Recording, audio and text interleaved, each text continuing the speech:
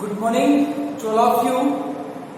छात्रों, पिछली क्लास में डाटा कलेक्शन पर हमने चर्चा की और डाटा कलेक्शन में मैंने आपको डाटा का मीनिंग, आंकड़े किसे कहते हैं और सोर्स ऑफ डाटा, आंकड़ों के स्रोत, कैसे हम आंकड़े प्राप्त करते हैं, किन किन माध्यमों से हम आंकड़ों को प्राप्त करते हैं, जिसमें आपको प्राइमरी डाटा और सेकेंडरी डाटा, प्राथमिक आंकड़ा और द्वितीयक आंकड़ा, दोनों पर मैंने विस्तार से आपका एग्जाम्पल देकर, अनेक मॉडल लेकर आपको उनसे परिचय करवाया। आपको यह भी बताया कि प्राइमरी डाटा और सेकेंडरी डाटा में क्या डिफरेंस होता है, उनमें क्या अंतर होता है, प्राइमरी डाटा का प्रयोग हम कब करते हैं और सेकेंडरी डाटा का प्रयोग हम कब करते हैं, या किन परिस्थितियों में प्राइमरी फंक्शन का यूज करना चाहिए और किन कंडीशंस में या किन परिस्थितियों में सेकेंडरी डाटा का यूज करना चाहिए। ये सारी चर्चा हमने पिछले वीडियो में बड़े विस्तार से अनेकों उदाहरण लेकर आपको बताया।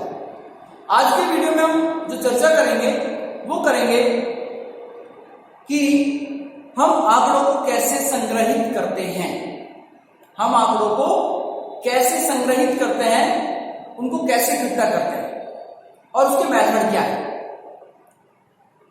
तो छात्रों, यहां आंकड़ों को एकत्रित करने की जब बात आती है, कोई भी समस्या को लेकर जब आपको काम दिया जाएगा तो उस स्थिति में आप अनुसंधानकर्ता होंगे, ऑब्जर्वर होंगे, आप शोधकर्ता होंगे, रिसर्चर होंगे आप, क्योंकि समाज में नवीन समस्याएं आती रहती हैं और उन समस्याओं के समाधान के लिए शोधकर्ता अपना काम करता रहता है। नए नए इनोवेशंस, नए नए परिवर्तन, नए नए नवाचार जो हमारे जीवन में आ रहे हैं, जो हमारे सामने नए टूल्स, नई तकनीक्स आ रही हैं, नई व्यवस्थाएं आ रही हैं, ये जो परिणाम है ये सारा रिसर्च का ही परिणाम है। और रिसर्च की जो विषय वस्तु है वो फैक्ट्स हैं, आंकड़े। तो यहां हमें यह आना चाहिए कि हम किसी समस्या के संदर्भ में जब आंकड़े या तथ्य जुटाते हैं तो उनको हम संग्रहित कैसे करें। तो किसी भी आंकड़े को एकत्रित करने का सबसे महत्वपूर्ण और प्रबल जो साधन बनता है वो बनता है प्रश्नावली, अनुसूची। कई बार प्रश्नावली या अनुसूची जो होती है वो उत्तरदाता द्वारा भर ली जाती है, कई बार इसको अनुसंधानकर्ता खुद भरता है। तो यहां हम व्यापक तौर पर जब उसकी मीनिंग को समझेंगे तो यहां प्रश्नावली और अनुसूची में सामान्यतः कुछ डिफरेंस निकल कर आएगा। जब अनुसंधानकर्ता स्वयं उस प्रश्नावली को भरता है तो वो अनुसूची कहलाती है, शेड्यूल। और जब उस क्वेश्चनियर को, उस प्रश्नावली को उत्तरदाता खुद भरता है तो वो प्रश्नावली होती है, क्वेश्चनियर। ठीक है, तो ये थोड़ा सा अंतर है इसके अंदर, ये आपको अंतर समझना होगा। अब छात्रों, बात ये आती है कि कोई भी समस्या हमारे सामने जो बनती है तो उस समस्या के लिए हम एक क्वेश्चनियर तैयार करते हैं, एक प्रश्नावली तैयार करते हैं, एक प्रश्नावली का निर्माण करते हैं और उस प्रश्नावली में लोगों के विचारों को, उनके द्वारा बताई गई घटनाओं को तथ्यात्मक तरीके से एकत्रित करते हैं।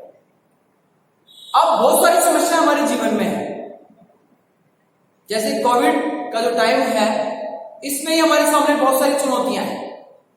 कल भी मैंने उदाहरण देकर आपको बताया था कि भारत सरकार ने इस प्रकार का सर्वे करवाया कि इस मंथ में, सितंबर वाले महीने में स्कूल ओपन होनी चाहिए, नहीं होनी चाहिए, इसमें बालक और अभिभावकों की क्या राय है। प्रॉब्लम थी कि स्कूल यदि हम ओपन कर देंगे तो संक्रमण बढ़ सकता है, और यदि स्कूल ओपन नहीं करेंगे तो बच्चों के साथ हम खिलवाड़ कर रहे हैं, बच्चों के भविष्य के साथ हम खिलवाड़ कर रहे हैं, उनको उनके शिक्षा के अधिकार से हम वंचित कर रहे हैं। तो अब डिसीजन लेना बड़ा कठिन है, क्योंकि दोनों बातें ही, एक तरफ जीवन के विकास की बात आती है, एक तरफ जीवन को बचाने की बात आ रही है। तो जीवन को बचाया जाए या जीवन को विकसित किया जाए, दो समस्याएं हमारे सामने एक साथ आ गई। अब हमें क्या करना होगा। अब इस संदर्भ में ये जो प्रॉब्लम आया है, इस प्रॉब्लम को सॉल्व आउट करने के लिए हमें स्टैटिस्टिक्स का यूज करना पड़ेगा, और स्टैटिस्टिक्स में हम बहुत सारे तथ्य जुटाएंगे। हम सैंपलिंग मेथड से पूरे देश में इस सर्वे को करवाएं कि वास्तव में अभिभावक क्या चाहता है, स्टूडेंट्स क्या चाहता है, कि वो स्कूल में जाना चाहता है या जब तक वैक्सीन हमारे सामने नहीं आ जाती तब तक नहीं जाना चाहता। तो इस तरह हमने एक बड़ा क्वेश्चन बनाया। उसमें पूछा गया कि आप स्कूल खोलने के पक्ष में हैं, आंशिक रूप से हैं या पूर्ण रूप से हैं या किस रूप में है? स्कूल खुलने चाहिए, नहीं खुलने चाहिए, कोई नई विधि के साथ खुलने चाहिए या कुछ संशोधन करके खुलने चाहिए, या एक सामान्य में जैसे स्कूल खोले जाते हैं वैसे खुलने चाहिए, या 11-12 के स्कूल ओपन किए जाए या 9-10 के भी किए जाए, या 1 से 5 तक के बच्चों का भी खुलना चाहिए, या इस वर्ष 1 से 5 तक के बच्चों का 0 सेशन कर दिया जाए या नहीं कर दिया जाए, उनको स्कूल बुलाया जाए या नहीं बुलाया जाए। ये बहुत सारी समस्या हमारे सामने है। अब इनका समाधान एक व्यक्ति नहीं दे सकता क्योंकि ये सामूहिक राय है।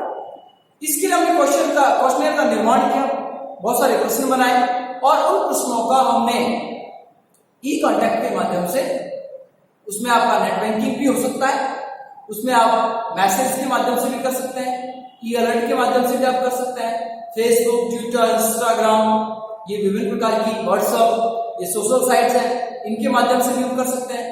विभिन्न प्रकार के जो चैनल्स हैं, मीडिया चैनल जो है, उनके माध्यम से हम इस सर्वे को कर सकते हैं। तो कहने का मतलब हमने, या जो चैनल चलाने वाले लोग हैं उन्होंने सर्वे करवाया, भारत सरकार ने सर्वे करवाया, राजस्थान सरकार ने सर्वे कराया और उसके तथ्य हमारे सामने आए और उन तथ्यों के आधार पर फिर हमने एक रिपोर्ट बनाई और उसका एक निश्चित परिणाम हमारे सामने आया कि स्कूल खोले जाने चाहिए। इसमें राय, विभिन्न प्रकार से जो राय आ रही है वो इस तरीके से आ रही। पहले फेज में 9 से लेकर 12 तक के बच्चों का स्कूल ओपन होना चाहिए। यदि उनमें संक्रमण बढ़ता है तो उसको फिर वही ड्रॉप कर देना चाहिए, रोक देना चाहिए। और यदि वो सुचारू रूप से व्यवस्था आगे बढ़ जाती है तो उसके 15 दिन बाद हम 6 से लेकर 8 तक के बच्चों का स्कूल ओपन करें। फिर उनमें संक्रमण की स्थिति को देखेंगे कि वास्तव में उसका प्रभाव पॉजिटिव आ रहा है या नेगेटिव आ रहा है। यदि पॉजिटिव आ रहा है तो हमें आगे बढ़ना चाहिए और यदि नेगेटिव आ रहा है तो उसको वहीं रोक देना चाहिए। फिर हम उसके 15 दिन बाद 1 से लेकर 5 तक के बच्चों के स्कूल ओपन करेंगे। तो ये निर्णय जो हमने लिए विस्तृत रूप से वो तथ्यों के आधार पर लिए, स्टैटिस्टिक्स के आधार पर लिए। यदि हम इन निर्णयों को वैसे ही लेने लग जाते कि आप खोल दीजिए या बंद कर दीजिएगा तो उसका परिणाम बहुत घातक हो जाता हमारे लिए। इसलिए स्टैटिस्टिक्स इस प्रकार की समस्याओं में हमारी मदद करती है। तो सबसे पहले, चूंकि आप स्टैटिस्टिक्स को पढ़ रहे हैं, स्टैटिस्टिक्स के छात्र हैं, आपके जीवन में ये बहुत अधिक काम आने वाला विषय है और वहां आपको किसी भी समस्या के संदर्भ में एक प्रश्नावली का निर्माण करना आना चाहिए कि प्रश्नावली कैसे बनाई जाए। तो छात्रों, कोई भी प्रश्नावली बनाए, आप किसी भी समस्या को लेकर आपसे जैसी प्रश्नावली बनती है आप बनाने का प्रयास करें। उसमें कुछ बातें मैं आपको बता रहा हूं, उन बातों का आपको ध्यान रखना है कि एक प्रश्नावली निर्माण में कौन कौन सी बातें नहीं होनी चाहिए। तो हम बिंदुवार बात करेंगे। सबसे पहला बिंदु है इसमें कि प्रश्नावली में प्रश्नों की संख्या ज्यादा नहीं होनी चाहिए। यदि किसी प्रश्नावली में आपने प्रश्नों की संख्या ज्यादा बना दी तो उस स्थिति में उत्तरदाता अपनी रुचि नहीं दिखाएगा। उत्तरदाता होता है जो समस्या को जानता है और समस्या के बारे में आपको जवाब दे रहा है। सर्वे करता होता है वो समस्या के संदर्भ में आंकड़े जुटाने वाला व्यक्ति। एक ऑब्जर्वर है, एक ऑब्जेक्ट है। ऑब्जेक्ट उत्तरदाता है जिस पर आप काम कर रहे हैं और ऑब्जर्वर जो ऑब्जर्व कर रहा है। तो कोई भी प्रश्नावली आप बनाएंगे तो उसमें प्रश्नों की संख्या ज्यादा नहीं होनी चाहिए। यदि आपने प्रश्नावली में प्रश्नों की संख्या ज्यादा दी है, ज्यादा बनाया है, तो उत्तरदाता उसमें रुचि नहीं दिखाएगा। किसी भी प्रश्नावली में 10 से 15 प्रश्न होने चाहिए। इससे ज्यादा प्रश्न यदि आप बनाएंगे तो वो प्रश्नावली अरुचिकर हो जाएगी। उसमें उत्तरों की आवृत्ति आने, उसकी फ्रीक्वेंसी आने की संभावना बहुत कम होगी। इसलिए प्रश्नावली का जो स्वरूप है वो छोटा होना चाहिए। इसके अलावा प्रश्नावली में प्रश्नों की संख्या यथा तथ्य स्पष्ट होनी चाहिए। किसी प्रकार का ओवरराइट नहीं होना चाहिए, अशुद्धियां नहीं होनी चाहिए। तथ्य की दृष्टि से उसको स्पष्ट कर दिया जाना चाहिए कि क्या पूछा जा रहा है। यदि किसी प्रकार का आपने उसमें अशुद्धता लिख दिया या प्रिंटिंग मिस्टेक कर दिया या किसी प्रकार की अन्य प्रकार की मिस्टेक कर दी तो उत्तरदाता उसका सही जवाब आपको नहीं दे पाएगा। इसलिए साफ सुथरा और स्पष्ट, तथ्यात्मक दृष्टि से भी स्पष्ट प्रश्न होने चाहिए उसके अंदर, ताकि उत्तरदाता उसको समझ सके और एक अच्छे तरीके से जवाब दे सके। एक प्रश्नावली के अंदर प्रश्नों का जो क्रम होगा वो भी यथोचित तरीके से होना चाहिए, एक व्यवस्थित क्रम में होना चाहिए। जो प्रश्न जहां पूछा जाना है उसी क्रम में इस प्रश्न को आपको बनाना है। आप क्वेश्चनों को एक दूसरे से कोरिलेटेड करते हुए, जोड़ते हुए, एक के बाद एक पहले आप सिंपल क्वेश्चन डालें ताकि उत्तरदाता उसमें रुचि दिखाए और फिर धीरे धीरे उसको आप विशिष्टता की ओर ले जाए, कठिन प्रश्नों की ओर ले जाए। यदि आपने शुरू में ही इस प्रकार के प्रश्न डाल दिए जो बड़े कठिन है, उत्तरदाता को उत्तर देने में बड़ी संकोच कर रहा है, जवाब नहीं बन पा रहे हैं उससे, तो फिर आपका जो सर्वे है उसके सही परिणाम नहीं आएंगे। तो आपको एक व्यवस्थित क्रम में अच्छे तरीके से प्रश्न डालने चाहिए, एक ऑर्डर में, निश्चित व्यवस्था में उन प्रश्नों को डालना चाहिए जिससे उत्तरदाता सही तरीके के जवाब दे सके। देखिए छात्रों, आपकी बुक में इसका एक उदाहरण दिया गया है कि दो प्रश्नों के बीच में कैसे भेद किया गया है। तो आप आपकी बुक में एक क्वेश्चन देखिएगा, इसमें लिखा गया है गलत तरीका क्या है, क्या बिजली के प्रभार में वृद्धि को उचित ठहराया जा सकता है। ये प्रश्न है, क्या बिजली के प्रभार में वृद्धि को उचित ठहराया जा सकता है। मतलब बिजली की यूनिट जो आपके 5-7 रुपए आ रही थी उसको बढ़ाकर 8 रुपए कर दिया, 10 रुपए कर दिया, तो क्या ये उचित है। इसके बाद इसके दूसरा क्रम का जो प्रश्न है वो है, क्या आपके क्षेत्र में बिजली की पूर्ति नियमित रहती है। ये दो प्रश्न है, पहले जो मैंने पहले बोला वो पहले नंबर पर है और जो दूसरा क्वेश्चन मैंने बोला है दूसरे नंबर पर है। तो ये क्रम क्वेश्चनों का सही नहीं है। कैसे सही नहीं है, पहले आपको यह प्रश्न पूछना चाहिए था इसमें कि क्या आपके क्षेत्र में बिजली की पूर्ति नियमित रहती है, तो वो आपको हाँ या ना में जवाब देगा कि यदि उनके रेगुलर लाइट आ रही है तो हाँ, और यदि रेगुलर लाइट नहीं आ रही है तो ना। अब उसके बाद जब उसका आपको पॉजिटिव साइन में आंसर मिलता है तो फिर आप ये पूछ सकते हैं कि क्या आपके, जब आपको लाइट रेगुलर मिल रही है, आप उस सुविधा का आनंद ले रहे हैं, तो उसमें उसके प्रभाव में वृद्धि करना उचित है। तो स्वतः क्या देगा, जब हमें सुविधा सरकार के द्वारा मिल रही है तो फिर उसके बिलों को बढ़ा देना चाहिए, उसकी यूनिट्स को बढ़ा देनी चाहिए, वो सहमत हो जाएगा। लेकिन आप पहले ही इस बात को पूछ नहीं रहे कि लाइट सही आ रही नहीं आ रही। यदि ऐसा हो जाए कि लाइट ही सही नहीं आ रही हो, नियमित रूप से बिजली नहीं आ रही हो, तो फिर आप कहेंगे बिलों को बढ़ा, यूनिट्स को बढ़ा दिया जाए, तो आपके ऊपर उत्तरदाता भड़क जाएगा, आपको सही जवाब नहीं देगा। वो आपको ऐसा जवाब देगा रूडली कि आप खुद उस निष्कर्ष पर नहीं पहुंच पाएंगे कि वास्तव में उत्तरदाता चाहता क्या है। तो पहले से सही तरीके का क्वेश्चन पूछना है, फिर उसके बाद उसकी विशिष्टता वाला क्वेश्चन पूछना है। तो यहां कहने वाला यही जो प्रश्न है उनका क्रम स्पष्ट होना चाहिए। इसके साथ यदि हम बात करें तो इसमें अगला यदि हम प्रश्न देखें यहां पर, तो आप अपनी आय का कितना प्रतिशत भाग, अगला हमारा क्वेश्चन है अनेकार्थक या अस्पष्ट नहीं होनी चाहिए।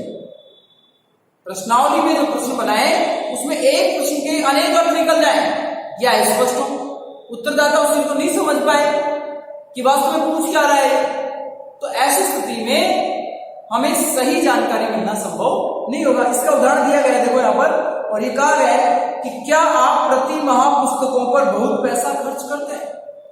क्या आप प्रति माह पुस्तकों पर बहुत पैसा खर्च करते हो। अब यह प्रश्न स्पष्ट नहीं है। बहुत पैसे का मतलब आप 5 रुपए, 10 रुपए, 100 रुपए, 50 रुपए, 1000 रुपए, 2000 रुपए कितना खर्च करते हैं। बहुत में तो कुछ स्पष्ट ही नहीं हो रहा कि ज्यादा है या कम है।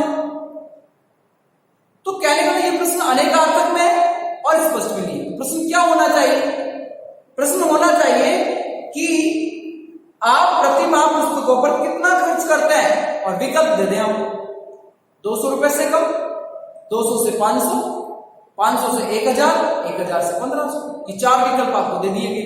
अब वो आपको बता देगा कि 200 से कम करता है 200 पर टिक लगा दीजिएगा, 500 से ज्यादा करता है तो 500 से 1000 के बीच में टिक लगा दीजिएगा। तो वहां से एक सार्थक आंकड़ा हमें मिलेगा। इसलिए प्रश्नों का स्पष्ट होना और एक अर्थ होना जरूरी है। इसके अलावा यदि अपन बात करें यहां पर कि प्रश्न दोहरी नकारात्मकता वाले नहीं होने चाहिए। दोहरी नकारात्मकता वाले प्रश्न नहीं होने चाहिए। क्वेश्चन के शुरुआत में नेगेटिविटी यदि आ गई तो उत्तरदाता उसका सही रेस्पॉन्स आपको नहीं देगा। आपकी बुक के अकॉर्डिंग यदि अपन बात करें यहां पर, तो देखिएगा यहां प्रश्नों में कहा गया है कि क्या आप ऐसा नहीं सोचते कि धूम्रपान को निषिद्ध कर दिया जाना चाहिए। क्या आप ऐसा नहीं सोचते, नहीं आ गया, नकारात्मकता आ गई ना, कि धूम्रपान को बंद कर दिया जाना चाहिए, निषिद्ध कर दिया जाना चाहिए, रोक लगा चाहिए। तो ये प्रश्न गलत है क्योंकि इसमें नकारात्मकता आ रही है। तो प्रश्न क्या होना चाहिए? सही प्रश्न होगा इसमें कि क्या आप सोचते हैं कि धूम्रपान निषिद्ध करना चाहिए?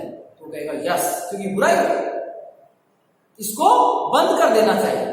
तो छात्रों, इस प्रकार से आपको बहुत सारी चीजें हैं, आपको और भी बहुत सारी बातें आएंगी, इसके अंदर भी मैं चर्चा करूंगा आपसे। आप ये भी कह सकते हैं कि किसी प्रकार का प्रश्न के अंदर संकेत नहीं होना चाहिए। यदि आपने उत्तरदाता को प्रश्न में संकेत दे दिया तो उस संकेत से प्रभावित होकर वो जवाब देगा और एक सही उसका जो विचार है मन का वो नहीं आएगा। जैसे, क्या आप अच्छी गुणवत्ता की चाय पीते हो? अब आपने इसमें संकेत क्या दे दिया कि जब चाय अच्छी गुणवत्ता की है तो कौन मना करेगा भाई, अच्छी गुणवत्ता की चाय हम पीते हैं, सही है, तो उसका जवाब यही आएगा। हाँ, आप ये पूछे उससे कि आप किस प्रकार की चाय पीते हैं, आप कौन से ब्रांड की चाय पीते हैं, जब भी तो पता लगेगा हमें कि ये ब्रांड पी रहा है वो उसकी क्वालिटी कैसी है, अच्छी है बुरी है। आप पहले इसमें गुणवत्ता की बात कर रहे हो तो निश्चित तौर पर उत्तरदाता उससे प्रभावित हो जाएगा, संकेत उसको मिल जाएगा और वो आपको एक सही तरीके का जवाब नहीं दे पाएगा। तो छात्रों, कोई भी प्रश्नावली आप किसी समस्या से संबंधित बनाए, वहां इन बातों का आपको ध्यान रखना है। प्रश्नों की संख्या कम होनी चाहिए, यथातथ स्पष्ट होने चाहिए प्रश्नों का जो क्रम है वो अच्छा होना चाहिए, व्यवस्थित तरीके से होना चाहिए, प्रश्नावली सरल से कठिन की ओर होनी चाहिए, नकारात्मकता का बोध नहीं होना चाहिए और किसी प्रकार के संकेत प्रश्नावली में नहीं होनी चाहिए। ये सारी बातों का ध्यान रखकर आप प्रश्नावली बनाएं और उस प्रश्नावली को लेकर फील्ड में जाकर आप काम करें। इसके बाद अगले वीडियो में अपन इससे आगे जो हमारी विषय वस्तु है, आंकड़ा संग्रह करने की विधियां, उन पर चर्चा करेंगे, प्रश्नावली के गुण दोष, उन विधियों के गुण दोष पर चर्चा करेंगे, वो आपको नेक्स्ट वीडियो में। आज इतना ही आपको बता रहे हैं। धन्यवाद।